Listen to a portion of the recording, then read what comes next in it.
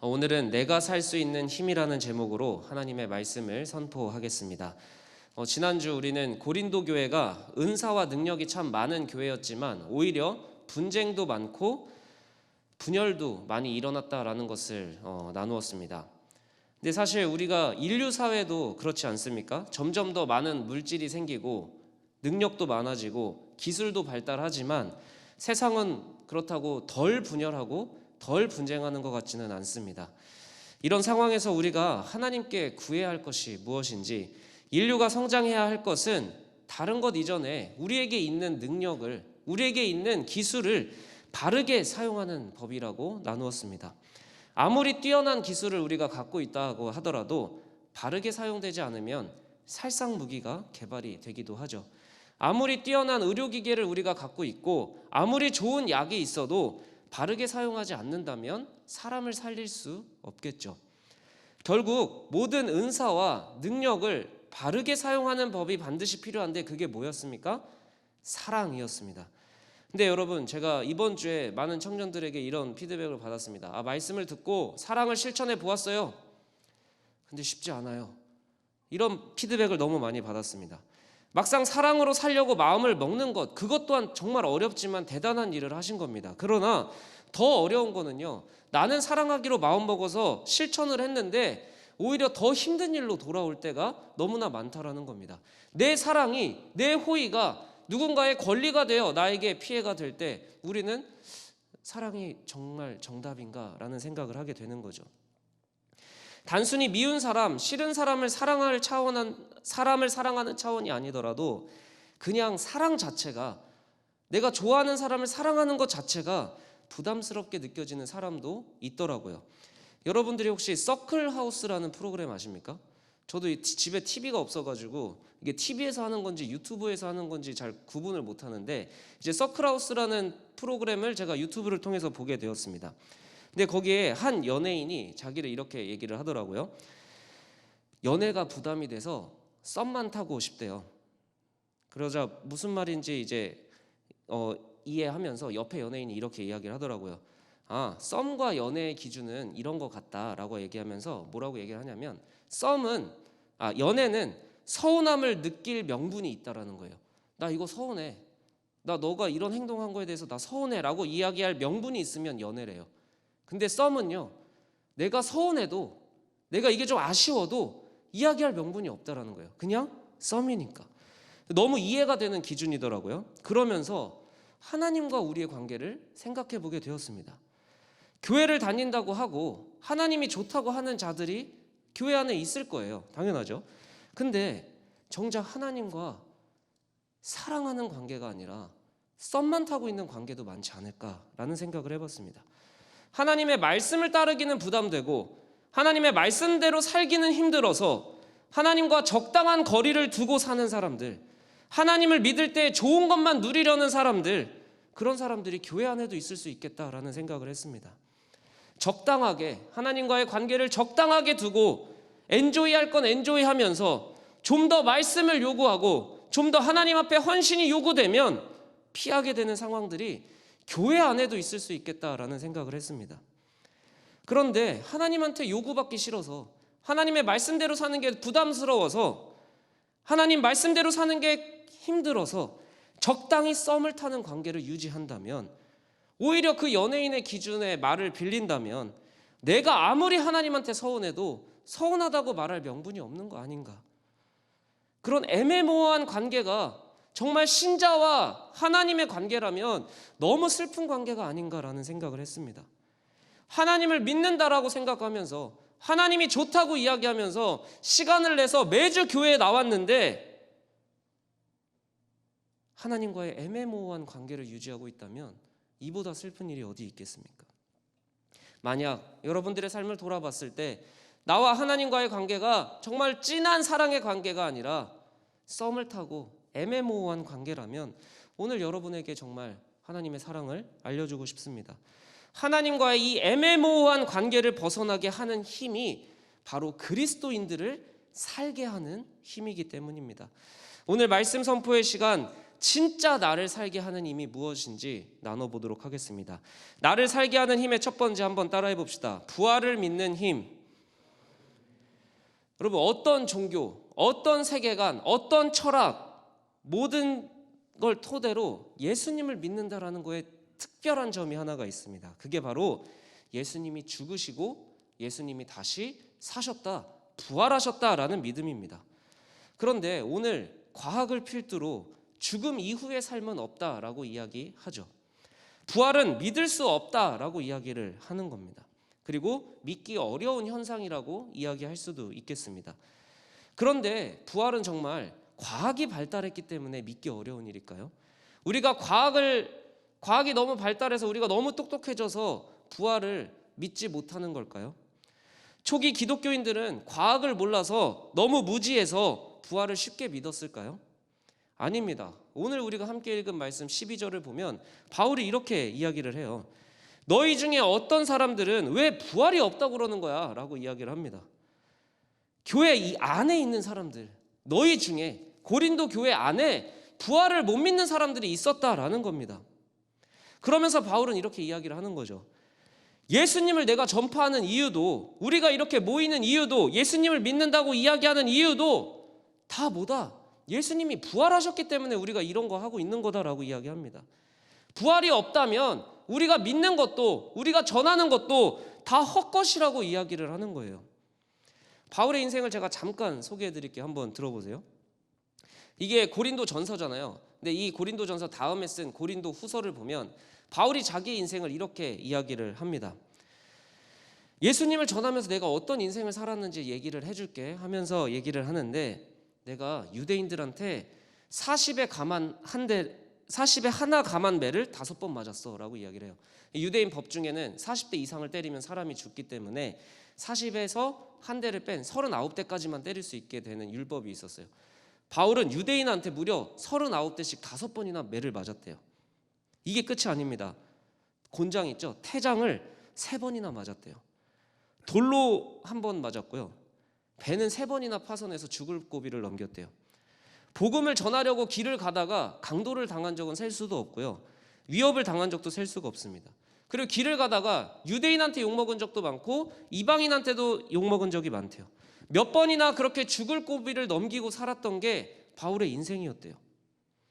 바울이 여러분 이렇게 힘들고 이렇게 어렵고 이렇게 괴로운 삶을 살아낸 힘이 어디 있었을까요? 단 하나였다라는 거죠. 바울은 오늘 이렇게 이야기하는 겁니다. 내가 너희들한테 이렇게 전하는 이유, 내가 이렇게 어려운 일을 당하는 이유, 그 이유는 단 하나밖에 없다라는 거예요. 내가 예수님의 부활을 믿고 있기 때문이라는 거예요. 바울이 이렇게 힘든 일, 이렇게 괴로운 일을 살아낼 수 있는 힘이 어디 있었다고요? 예수님의 부활을 믿었기 때문이라는 거예요. 다른 거 아니에요. 여러분, 어떤 미친 사람이 하나의 소식을 전하려고 한두 번도 아니고 수십 번이 넘는 다양한 위기와 죽음을 각오하고 살아갈 수 있겠습니까? 분명 있을 수 있겠죠.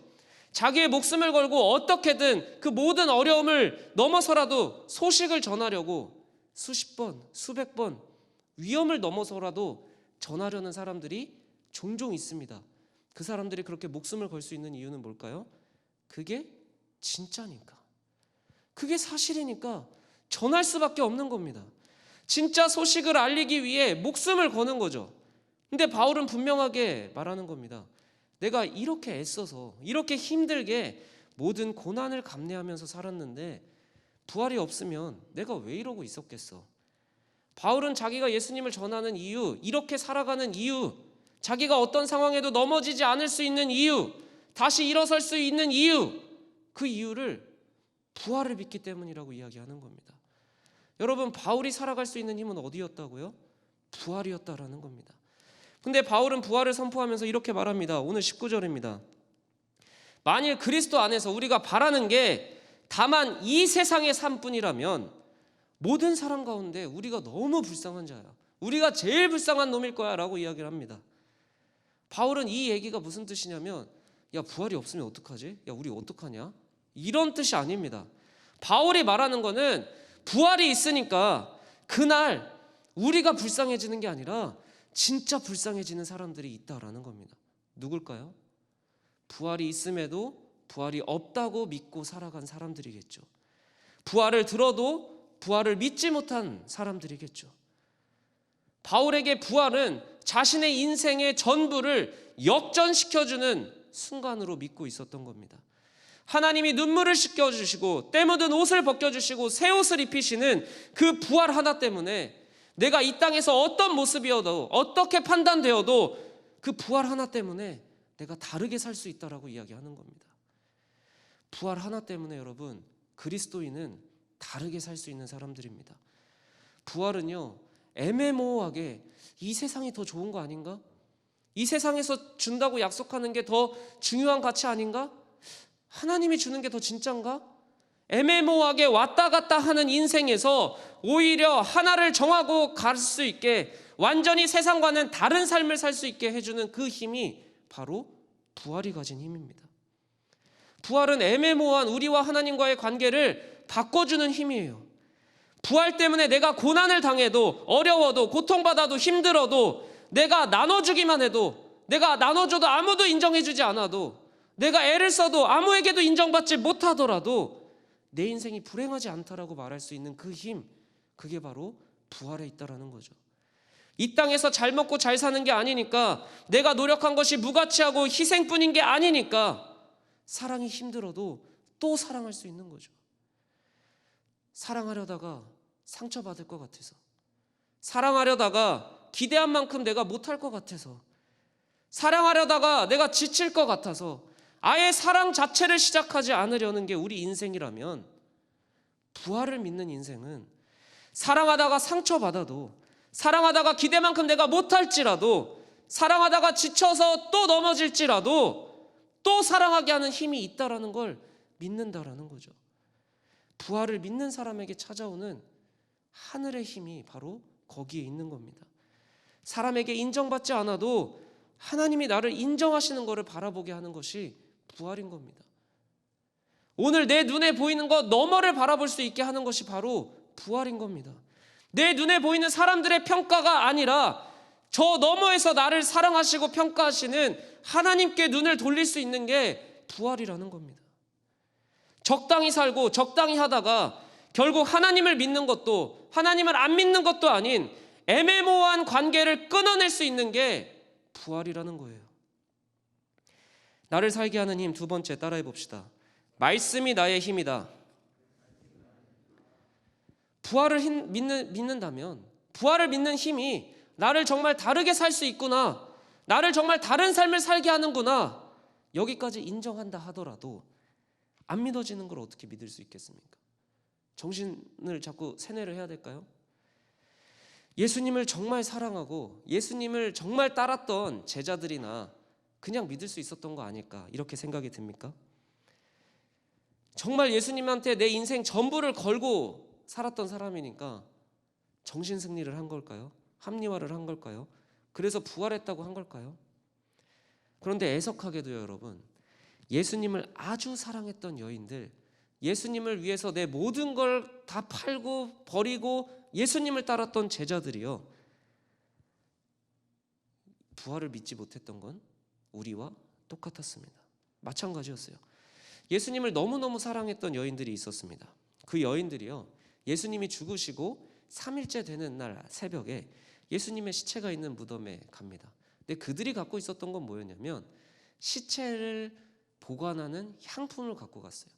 그들은 예수님의 부활을 기념하러 간 게 아니라 예수님의 죽음을 기념하러 향품을 들고 간 거였어요. 그런데 전혀 예상하지 못한 상황이 눈앞에 펼쳐진 거죠. 분명 돌로 막혀 있어야 하는 무덤 문이 열려 있고요, 시체가 사라진 겁니다. 근데 사실 여러분, 다시 생각해 보면 그들에게 이미 예수님이 부활에 대해서 내가 다시 살아날 것을 이야기하고 그걸 들었던 여자들이라면 사실 무덤에 왔는데 시신이 없는 게 더 절망스러운 일 아닙니까? 뭐야, 예수님 부활한다며, 그냥 죽었네? 이게 더 절망스러운 거 아니에요? 하나님의 아들이라고 믿고 그들이 따른 거잖아요. 근데 그냥 인간으로 죽고 시신 그대로 있는 게 진짜 통곡해야 할 일 아닙니까? 그런데 그때 찬란한 옷을 입은 두 사람이 나타나는 거죠. 시체가 사라진 걸 보고 두려워하고 엉뚱한 걸로 두려워하고 있는 거예요. 두려워하지 않아도 될 걸로 힘들어하고 있는 사람들이에요. 근데 그 사람들한테 두 사람이 말한 건 다른 게 아니었습니다. 뭐라고 이야기를 합니까? 말씀을 기억하라는 거예요. 예수님이 너희들한테 무슨 말을 했는지 좀 기억하라는 거예요. 놀라운 초인적인 경험을 시켜주는 게 아니라, 야, 예수님이 너희한테 뭐라고 얘기했어? 기억 좀 해봐 라고 이야기를 하는 겁니다. 그 말씀이 뭐였습니까? 바로 예수님이 십자가에 못 박히시고 3일 만에 살아나실 거라는 말씀이었어요. 여인들은 그때서야 예수님이 이런 말씀을 하셨지 깨닫고 회복이 됩니다. 그리고 제자들한테 가서 예수님의 부활 소식을 전파하는 거죠. 여러분, 그러면 그 말씀을 들은 여인들이 부활의 증언을 하는 그 이야기를 들은 제자들은 바로 회복이 되었을까요? 애석하게도 또 아니었습니다.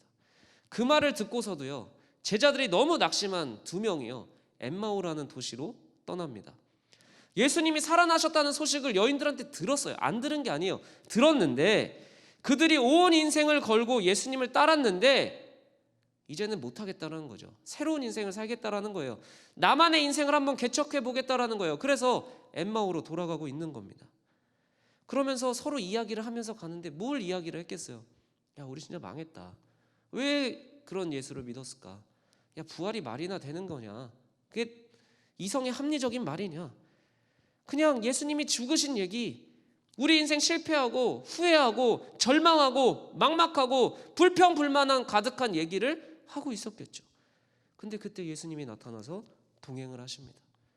근데 이미 그들은 불평불만과 두려움과 실패감으로 눈이 가려워져 있다라고 성경은 이야기해요.